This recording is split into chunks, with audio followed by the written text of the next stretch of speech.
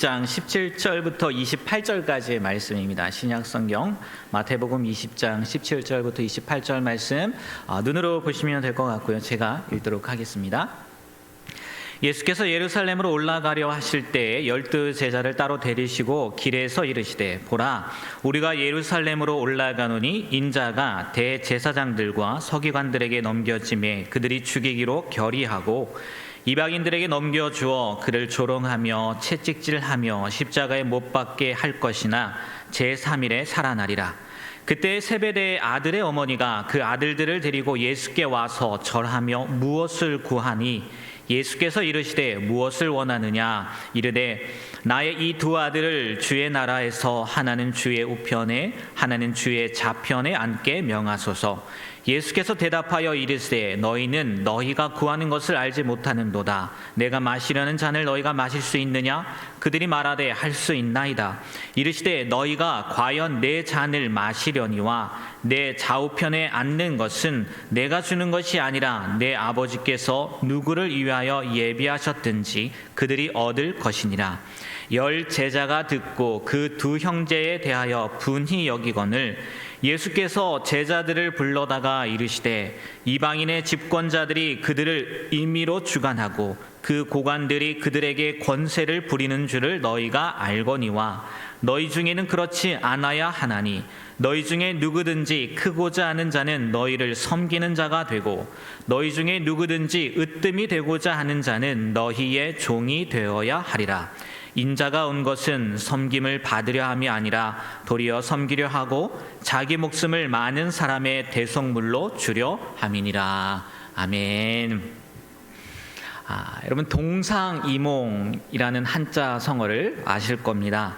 한 자리에 같이 자면서도 서로 다른 꿈을 꾼다는 내용이죠. 같을 동에 자리상 다르리 꿈몽 아니겠습니까? 겉으로는 같이 행동하면서 속으로는 각기 딴 생각을 하는 것을 비유적으로 이르는 말이죠.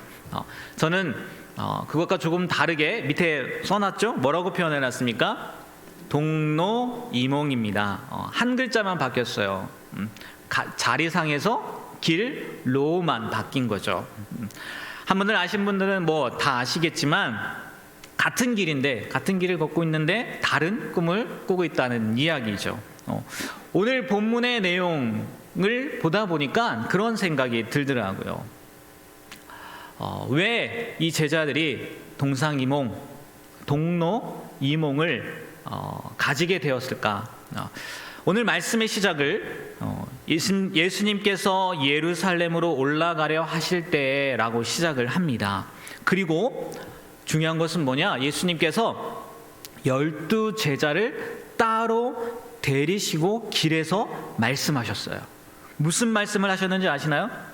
한번 다시 말씀을 읽어보겠습니다. 18절, 19절 말씀입니다. 저는 안 읽을게요. 여러분들만 한번 읽어보시길 바랍니다. 시작.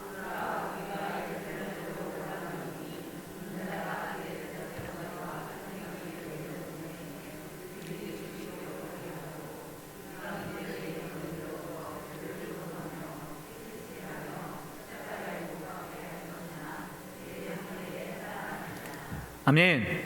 예수님께서 예루살렘으로 올라가려고 하시는 길에 제자들을 따로 부르셔서 따로 세워놓고 지금 18절 19절 말씀을 하셨다는 얘기예요. 무슨 말씀을 하셨습니까?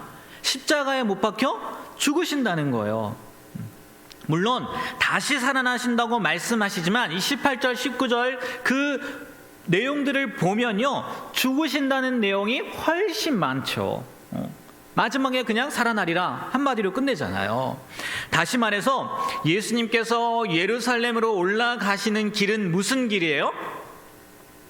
죽으려고 가시는 길이라는 거예요. 그런데 같은 길을 가면서 예수님과 동행하면서 같은 길을 가면서도 제자들은 예수님과 같은 생각을 했다는 거예요? 다른 생각을 했다는 거예요? 다른 생각을 했다는 거죠. 그것을 알 수 있는 것이 발단이 세베대의 아내로 말미암아서 시작이 되죠. 알 수 있게 되는 거죠. 세베대의 아내 누굽니까? 야고보와 요한의 어머니이기도 하죠. 갑자기 제자들을 따로 불러 세웠는데 등장한 게 좀 이상하기도 해요. 그래서 마가복음, 평행 본문이라고 하죠. 마가복음 10장 35절 45절 말씀에는 야고보와 요한이 이야기를 했다고 합니다. 엄마가 아니라. 어찌됐건 그들이 예수님께 와서 무언가를 구합니다. 그래서 예수님이 뭘 원하느냐, 구하는 게 뭐냐라고 물어보자 예수님의 나라에 하나는 좌편에 하나는 우편에 앉게 해달라는 거예요. 다시 말해서 최고의 권력을 자기의 두 아들 야고보와 요한에게 달라는 거죠. 더 웃긴 건 뭔지 아십니까? 그걸 10명의 제자들도 들었다는 거예요.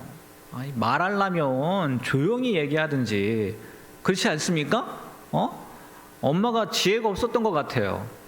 따로 예수님 모시고 아니면 자기들끼리 식사하는 자리에 모여서 그게 로비 아니겠습니까? 그게 치맛바람 아니겠어요? 이게 보이는 데서 하는 게 무슨 치맛바람? 이것도 치맛바람인가요? 그 자리에서 10명의 제자들도 들었다는 거예요.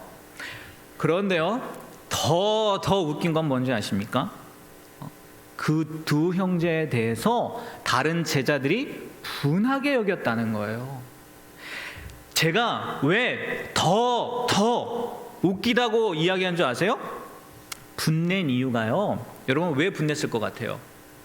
야, 지금 예수님이 예루살렘에 올라가시면서 죽으러 간다고 이야기하는데 지금 자리가 무슨 얘기야? 너 정신이 있는 거야 없는 거야? 어떻게 그런 얘기를 예수님한테 요구할 수가 있어? 이래서 분낸 게 아니더라고요. 분낸 이유가 이렇게 표현을 해놨더라고요. 자기들이 먼저 선수 치지 못했다는 거예요. 그 두 명 야고보와 요한에게 그걸 빼앗겼다는 억울함 때문에 그 억울함이 커서 분을 냈다는 의미라는 거예요. 그런 뉘앙스가 크다는 거예요. 그래서 제가 더 웃기다고 이야기한 겁니다. 하나같이 똑같은 생각을 하고 있었어요. 예수님과는 동상이몽이었어요. 동로이몽이었어요. 그런데 제자들끼리는 정말 동상동몽, 네? 동로, 동몽, 네? 똑같았다는 거예요. 그렇다면 왜 제자들은 예수님과는 전혀 다른 생각을 하고 있었느냐는 거예요. 왜 그랬을까요? 저는 두 가지를 생각해 봤어요. 첫 번째는 무지래요. 무지. 몰라서 그런 요구를 했다는 거죠. 다분히 이럴 수 있을 것 같아요. 그도 그럴 것이요. 자리 이야기를 할 때 예수님께서 22절에 이렇게 말씀하십니다. 다시 한번 볼까요? 22절 읽겠습니다. 너희는 구하는 것을 너희가 마실 수 있느냐? 예수님이 뭐라고 말씀하십니까? 너희는 너희가 구하는 것을 안다는 거예요? 모른다는 거예요? 모른다는 거예요. 예수님도 그렇게 말씀을 하시지 않습니까? 예수님은 하나님 나라의 참된 모습을 말씀하시는 것이었는데 그것을 모른다는 거고, 또 예수님께서 마시려는 잔은 고난과 죽음을 상징하는 건데 제자들은 그 어려움, 고난, 죽음 그걸 몰랐다는 거죠. 정말 몰라서 그렇게 요구했다는 것이고 몰라서 마실 수 있습니다 라고 했다는 거죠. 왜 다른 생각을 하고 있었냐? 무지라는 거예요. 두 번째는 오해일 수도 있을 것 같더라고요. 오해. 뭐 무지나 오해나 그게 마찬가지라고 할 수도 있겠지만 제자들은 내가 예수님을 따르는 이유, 그리고 예수님이 말씀하시는 거 뭔지 알았다고 생각했지만 오해했다는 거예요. 분명 예수님께서 새로운 나라를 만드실 것이긴 같은데, 맞는 것 같은데 그 나라에 대해서 오해했다는 거죠. 그 당시 유대를 지배하던 로마를 뒤엎고 새로운 세상을 만드는 분이 바로 예수님이구나, 이렇게 오해했다는 거예요. 그래서 세례 요한도요, 처음에 예수님을 봤을 때 뭐라고 고백하는지 아십니까? 요한복음 1장 29절에요 세상 죄를 지고 가는 하나님의 어린 양이다 라고 고백을 해요. 예수님을 처음 뵀을 때 세례받으러 오시지 않습니까? 그때 세례 요한이 뭐라고 해요? 보라, 세상 죄를 지고 가는 하나님의 어린 양이다 고백을 해요. 그런데 감옥에 갇혔을 때 좀 시간이 지나서 동일한 인물 세례 요한이 제자들을 보내서 예수님한테 뭐라고 얘기합니까? 마태복음 11장 2절 3절 말씀에 보니까 이런 이야기가 있어요. 한번 읽어볼까요? 요한이 옥에서 그리스도께서 하신 일을 듣고 제자들을 보내어 예수께 여짜오되 오실 그이가 당신이오니이까 우리가 다른 일을 기다리오리이까. 의심했다는 거예요. 예수님이 맞는 건가? 세례 요한조차도요, 뭔가 착각을 하고 있었다는 거죠. 오해를 하고 있었다는 거죠. 그러니까 제자들이 세례 요한도 마찬가지였긴 하겠지만 예수님과 전혀 다른 생각을 했다는 거 몰라서 그런 거고 오해할 수 있었다는 거예요. 오해했기 때문에 그럴 수 있었다는 거예요. 그렇다면요, 여기서 또 한 가지 질문을 할 수 있어요. 잘 생각해 보십시오. 3년이라는 시간 동안 1년도 아니에요. 2년도 아니에요. 자그마치 3년이라는 시간 동안 예수님과 늘 함께 있었습니다. 그분과 가장 가까운 지근거리에서 가르침도 직접 받았어요. 그런데 왜 이렇게 모를 수 있고 왜 오해할 수 있었냐는 거예요. 왜 오해했느냐는 거예요. 도대체 왜 그랬냐는 거예요. 아무리 미련하다 할지라도요, 3년이에요. 3년. 그것도 우리처럼 일주일에 한 번, 두 번 이렇게 만나는 게 아니라고요. 그리고 앞에서 말씀 전하고 듣고 이런 상황이 아니라고요. 먹고 자고 싸고 마시고 늘 동행했던 사람들이란 말이에요. 그럼에도 불구하고 왜 모르고 왜 오해했느냐는 거예요. 이상하지 않습니까? 물론 그런 얘기가 있죠. 10길 물속은 알아도 한 길 사람 속은 모른다는 속담이 있긴 하지만 여러분 솔직히 그 속마음까지 완벽하게는 아닐지라도 남편분들의 어떤 행동만 봐도 지금 뭐가 필요하구나, 지금 나한테 거짓말을 하고 있구나, 뭔가 감추는 게 있구나 알아요 몰라요? 산게 몇 년인데 근데 남편들은 속이는 것처럼 아무것도 모를 거야 라고 생각하며 살죠. 그러니까 사는 거예요. 안 그랬으면 불안해서 못 살죠. 아니 그렇잖아요.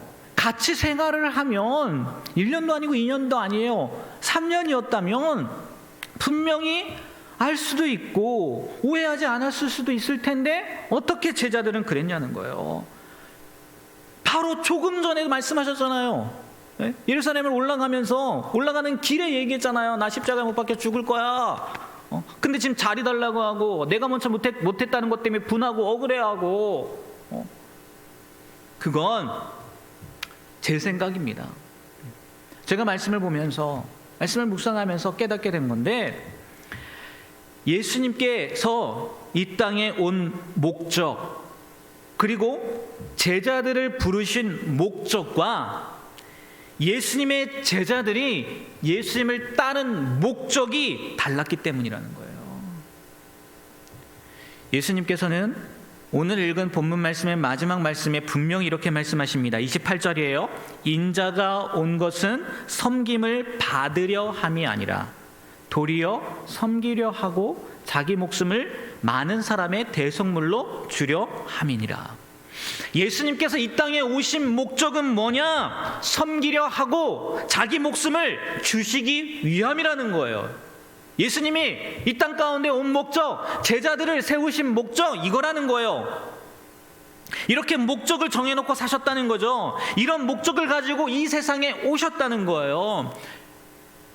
여러분 이런 목적을 정해놓고 사는 사람 만난 적 있으세요? 본 적 있으세요? 없으실 것 같아요. 대부분 삶의 이유를 찾든지 내가 여기에 온 이유가 뭘까? 내가 이 땅 가운데 태어난 이유가 뭘까? 아니면 존재에 대한 이유, 내가 왜 존재하는 거지? 이런 것을 찾지 죽음을 목적으로 삼진 않잖아요. 그렇지 않습니까? 내가 태어난 이유는 죽기 위해서 태어난 거야. 그런 사람이 거의 한 몇 명이나 있어요.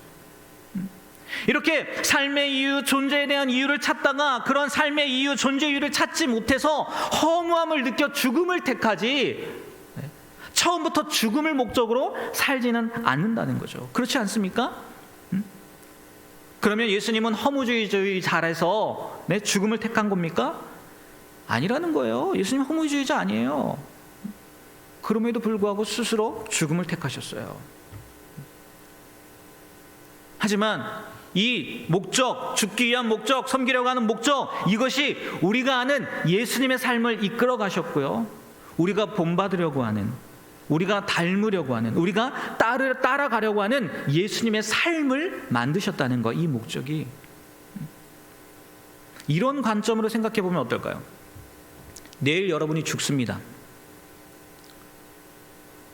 진짜 죽는다는 얘기는 아니에요. 돌아가시면 안 돼요. 내일 여러분이 죽어요. 그런데 오늘 무언가를 더 쌓아놓으려고 애쓰시겠어요? 내일 여러분이 죽습니다. 그런데 한 자리라도 더 차지하려고 애쓰시겠어요? 내일 여러분이 죽습니다. 그런데 자신의 이름을 어떻게든지 높이려고 애쓰시겠습니까? 무의미합니다. 왜요? 어차피 내일이면 죽어요. 그것이 무슨 소용이 있겠냐는 거예요. 물론 영생에 대한 개념도, 구원에 대한 개념도, 죽은 후에 세계에 대한 믿음도 없는 사람들이라면 정말 혹입니다. 어차피 내일 죽을 거, 그동안 못 해본 거 마음대로 해보고 죽어야지 하는 분들이 있을 수도 있어요. 하지만 보통 사람들이라면 대부분 아마 가족들과 마지막, 내가 사랑하는 가족들, 내가 사랑하는 사람들과 마지막 시간을 보내면서 그동안 못해준 말들, 혹은 못한 일들을 마무리하려고 하지 않겠어요? 그렇지 않겠습니까? 내일 죽는데 오늘 말씀처럼 크고자 하는 것이 무슨 소용이 있어요? 으뜸이 되는 게 무슨 소용이 있어요? 아무 소용이 없잖아요. 예수님의 삶으로 한번 다시 돌아가 보세요. 태어난 목적이 죽기 위함입니다. 그래도 감사하게요, 하나님께서 30살까지 가족들과 함께 살게 해주셨어요. 함께 보낼 시간을 주셨어요. 어떻게 사셨겠습니까? 이건 그렇다 쳐요. 30년 좀 기니까. 그러면 가족을 떠나 3년의 공적 생애를 살게 하셨어요. 그리고 그 3년이 지나면 십자가에 못 박혀 죽어야 했습니다. 그것이 자신의 운명이었고 또 그렇게 하지면 안 되었어요. 왜? 그 목적으로 태어났으니까. 그러면 그 3년이라는 세월을 어떻게 보내셨습니까? 어떻게 보내셨겠어요? 어떻게? 내일 당장 죽는 거 아니니까 아직 나에겐 3년이라는 시간이 있습니다. 그래서 좀 즐겨보며 살았을까요? 아닙니다. 그러실 수 없으셨다는 거죠. 그러기엔 그 3년이라는 시간이요, 오히려 부족하셨다는 거예요. 그러실 수 없었다는 거예요. 제자들을 가르치기에도 부족했고요, 병자들을 고치기에도 부족했고요, 사람들에게 하나님의 말씀을 전하기에도 부족했어요. 그래서 성경을 보면요, 예수님은 식사할 겨를도 없이 바쁘셨다는 얘기가 나와요. 많이 나옵니다. 자주 나옵니다. 네? 하지만 제자들은 그걸 알아요, 몰라요? 알아요, 몰라요? 몰라요. 예수님께서 십자가에 못 박히시기 전에 겨우 한마디씩 했거든요. 겨우 한마디씩. 그리고요, 중요한 건 뭐냐? 제자들은 아직 살 날이 많이 남아 있었거든요. 많이 남아 있었거든요. 또 예수님을 따라다녀 보니까요, 재밌어요. 괜찮아요. 존경은 존경대로 받고, 물론 그들이 받는 존경은 가난한 자, 억압된 자, 억눌린 자, 이런 사람들의 존경이겠지만 예수님을 따라다니다 보니까요, 사람들이 막 쫓아와요. 그리고 예수님의 제자님, 제자 하면서 온다고요. 네? 그리고 또 예수님을 봤을 때 착각이지만 오해이지만 메시아 맞는 것 같아요. 자기들이 생각하는 메시아요. 지금 이 사회를 뒤집어 엎을 메시아, 그런 것 같고, 그러면 새로운 세상이 오게 될 것이고, 새로운 세상에서는 예수님을 따르기에 모든 것을 포기한 자기들에게 뭔가 있지 않을까 하는 무슨 꿈을 꾸게 된다는 거죠. 아직도 살 날이 많이 남아 있으니까. 그렇게 생각하고 있었을 테니까. 그래서 상상의 나라를 펼쳤다는 거예요. 새로운 세상이 되면 이런 것도 한번 해봐야지. 이런 것도 가능할까? 그렇게 하면서 말입니다. 바로 이 차이라는 거예요. 이 차이. 예수님을 이해할 수 없었던 제자들의 동상이몽, 아니 동로이몽일 수밖에 없었던 이유는 예수님은 죽기 위해 오셔서 죽음을 준비한 사역을 하셨지만 제자들은 모든 것을 버리고 따랐으면서도 죽기 위해서가 아니라 살기 위해서, 누리기 위해서 사역을 했다는 거예요. 따라갔다는 거예요. 일사각오란 말 들어보셨죠? 일사각오. 한 번 죽기로 각오하였다는 거예요. 이게요, 주기철 목사님의 설교 제목 가운데 하나예요. 주기철 목사님 다들 아실 겁니다. 1936년에 장로교회 본산으로 불리던 평양 산정현교회 목사, 담임 목사로 부임을 합니다. 그런데 2년 뒤엔 1938년 2월에요. 조선 총독부가 기독교에 대한 지도 대책을 수립, 뭘 강요합니까? 뭘 강요해요? 신사 참배를 강요해요. 그리고 그해 9월, 2월에 신사참배를 강요했는데 그해 9월에 전국 장로교총회, 우리는 감리교지만 주기철 목사님은 장로교예요. 장로교 총회가 이에 어떻게 해요? 굴복을 해요. 받아들였다는 얘기죠. 신사참배를. 그러자 바로 이어서 이 주기철 목사님께서 일사각오라는 제목으로 설교를 하고 성도들에게 신사참배를 거부해야 합니다라고 호소했다는 거예요. 이 일로 일본 경찰에 체포돼서 가혹한 고문을 받습니다. 그리고 가석방이 돼요. 몇 년 뒤에 가석방이 되는데 1940년에 또 불경제 및 치안유지법 위반 등으로 다시 체포당합니다. 그리고 감옥에서 옥고를 치르다가 1944년 4월 21일에 순교를 해요. 해방을 1년 4개월 앞둔 거죠. 4월 달이니까. 물론 그 당시의 상황에 제가 처했다면 저도 어떻게 반응을 했을지 장담할 수 없어요. 이런 일사각오라는 제목으로 말씀을 전했을지 저도 장담할 수는 없어요. 하지만 주기철 목사님은요, 다른 목사님들과 분명히 달랐다는 거죠. 왜요? 설교의 제목처럼 일사각오, 한번 죽기로 결심이 되었다는 거예요.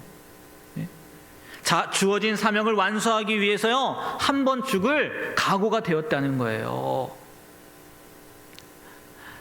아니, 어쩌면요, 사도 바울의 고백처럼 예수님과 함께 이미 죽었기 때문일 수도 있습니다. 여러분이 외우는 말씀, 갈라디아서 2장 20절 말씀 다시 한번 우리 한 목소리로 한번 읽어볼까요? 내가 그리스도와 함께 십자가에 못 박혔나니 그런즉 이제는 내가 사는 것이 아니요 오직 내 안에 그리스도께서 사시는 것이라. 이제 내가 육체 가운데 사는 것은 나를 사랑하사 나를 위하여 자기 자신을 버리신 하나님의 아들을 믿는 믿음 안에서 사는 것이라. 사도 바울이 뭐라고 고백합니까? 내가 그리스도와 함께 어떻게 되었다고요? 십자가에 못 박혔다는 거예요. 일사각오가 아니라 이미 죽었다는 거죠. 이미 죽었는데 무엇이 두렵겠어요? 이미 죽었는데 죽음이 왜 두려워요? 그렇지 않습니까? 이런 목적, 이런 각오, 그 차이가요, 선택의 차이를 만들었어요. 이런 목적의 차이가요, 삶의 차이를 만들었어요. 주기철 목사님의 삶과 다른 목사님들의 차이를 만든 거고요. 예수님의 삶과 지금 나중에 변화되기 전 제자들의 삶을 만들었다는 거, 이 목적의 차이가요. 이 목적의 차이가요, 미래의 차이를 만들었어요. 그렇지 않겠습니까? 죽기를 각오하고 순교했던 주기철 목사님은 지금 아마 스데반과 바울과 믿음의 동료들, 순교한 우리 선진들과 함께 천국에서 하늘 보좌 옆에 주님을 찬양하며 있지 않겠습니까? 미래의 차이를 만들었다고요. 이 목적의 차이가요, 영원의 차이를 만들었어요. 어떤 목적을 가지고 예수님을 믿고 계세요? 우리는 고상하게 또 예쁘고 아름답게 예수님을 닮으려고요. 예수님의 제자가 되려고요. 라고 고백해요. 더 나아가 하나님께 영광을 돌리는 삶을 살려고 합니다. 이렇게 이야기해요.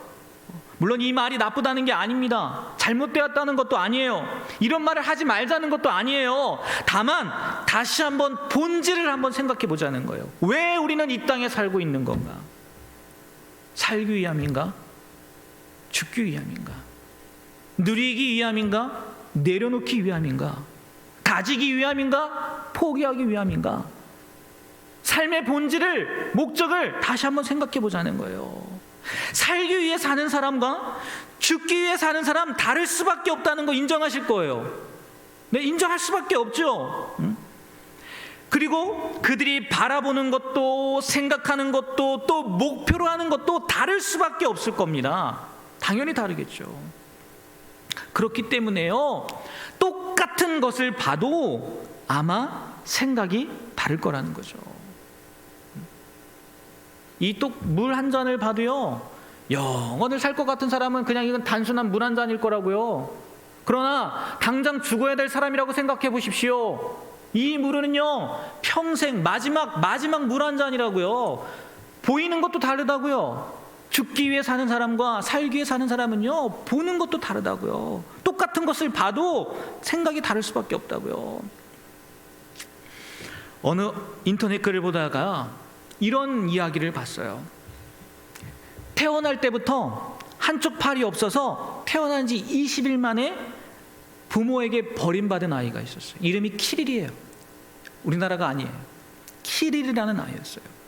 그런데 입양을 준비하던 캐나다인 부부 레즐리와 더그라는 이 부부가 고아원에 한쪽 팔이 없다는 아이가 있다는 소식에 꼭 그 아이를 입양해야 됩니다. 우리는 꼭 그 아이를 입양하고 싶습니다. 라고 고집을 부렸다는 거예요. 왜 그랬을까요? 아이가 공항에 도착하자 그 의문이 풀렸다는 거예요. 오른쪽 팔꿈치 아랫부분이 없어 빈소매, 밑으로 팔 끝부분이 삐쩍 나온 채로 캐나다 공항에 도착했고, 그때 한 할아버지가 다가왔어요. 이 할아버지는 입양부모 더그의 아버지 크리스였어요. 그러니까 할아버지가 되는 거겠죠, 입양이 되었으면. 환한 미소로 그 키릴을 반겼고, 키릴은 할아버지의 모습에 깜짝 놀랄 수밖에 없었어요. 왜요? 사진에도 나와 있죠? 할아버지도 동일하게 오른쪽 팔이 없어요.